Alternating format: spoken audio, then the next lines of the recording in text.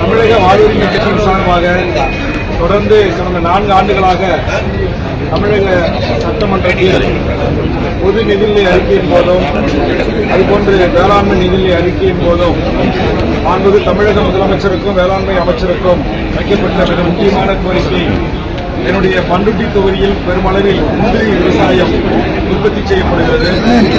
அந்த முந்திரியை சந்தைப்படுத்துவதற்கு முந்திரி விவசாயிகள் பலனடைந்த வகையில் முந்திரிக்கு என்று ஒரு தனி நல வாரியம் வேண்டும் என்பது 2001 நான் தொடர்ந்து இந்த தமிழக சட்டமன்றத்தில் முன்வைத்த ஒரு கோரிக்கை.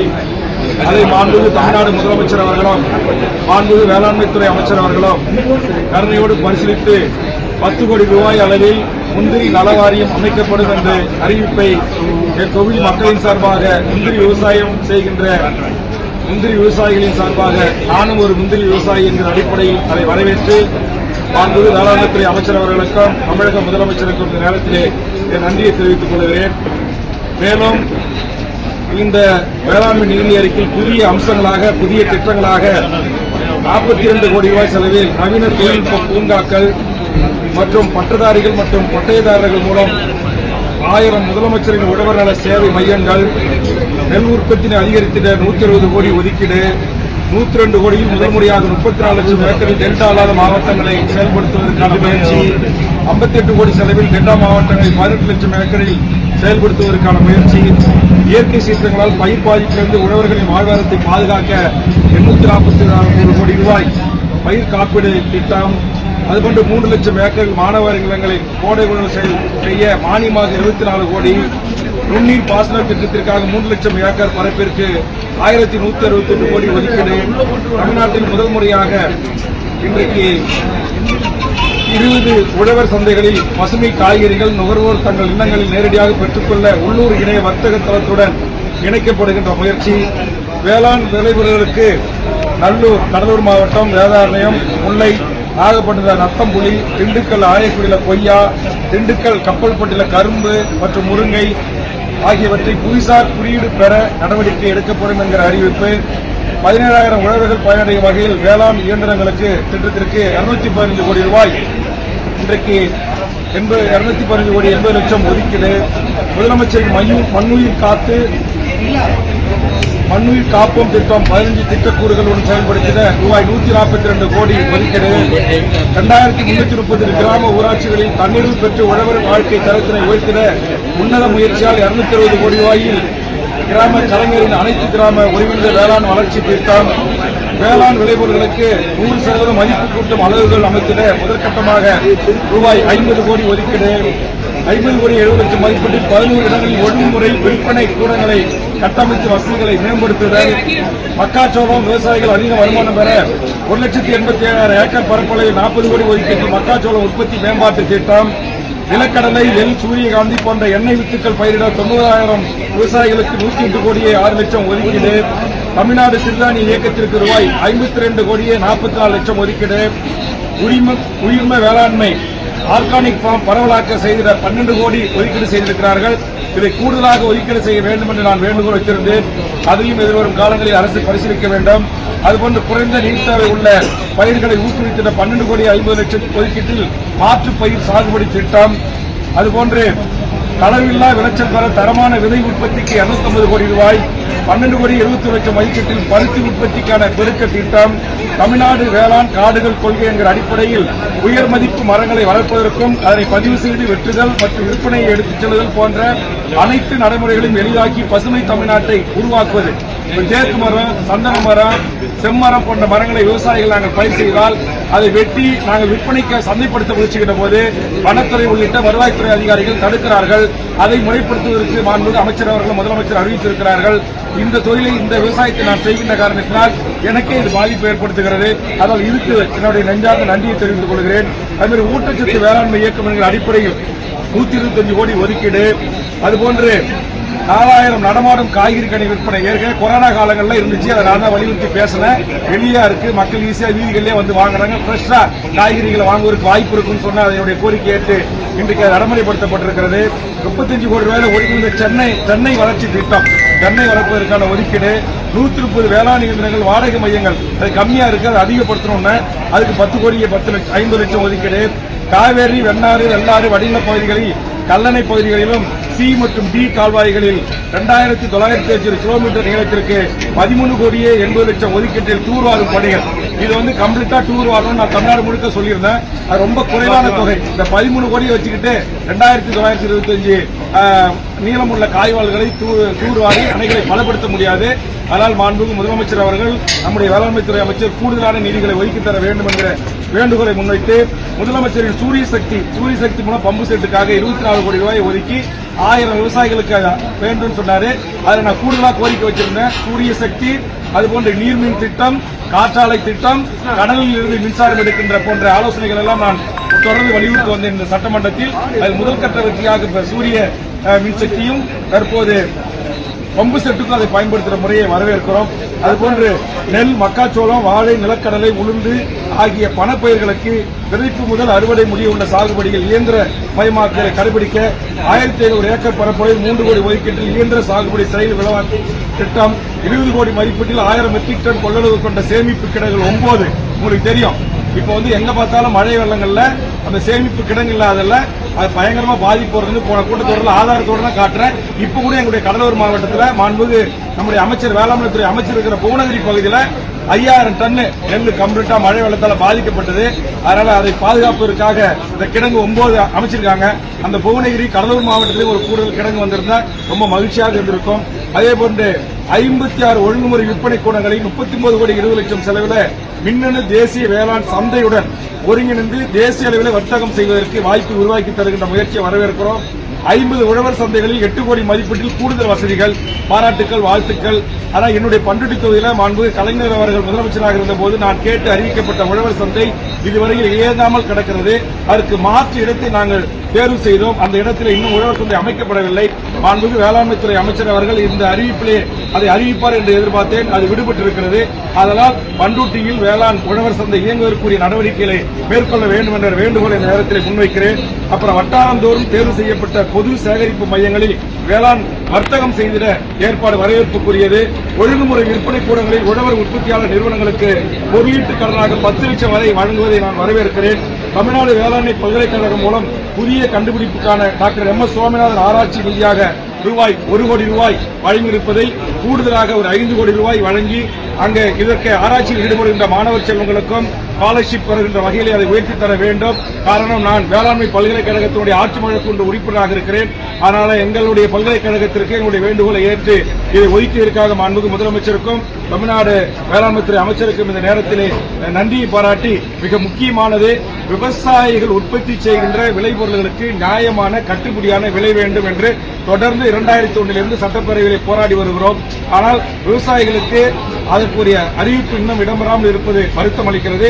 இனிவரும் காலங்களில் ஒரு குறைந்தபட்ச நியாயமான கட்டுப்படியான விலை நிர்ணயம் செய்திட வேண்டும். முந்திரிக்கு நலவாரி அமைச்சிட்டீங்க, பலாப்பழத்துக்கு ஏற்கனவே கேட்ட அமைச்சிட்டீங்க. அதே மாதிரி இந்த முந்திரி சாறுகள்ல இருந்து நம்முடைய பெங்களூர் மற்றும் பெங்களூர்ல அவங்க வந்து ஒரு ஒயின் தயாரிக்கிறாங்க, பென்னி ஒயின். அது வந்து லாபமா கிடைக்குது. பெண்கள் மருத்துவமனைகள்ல குழந்தை பேர் பெண்களுக்கு அதை பயன்படுத்துறாங்க.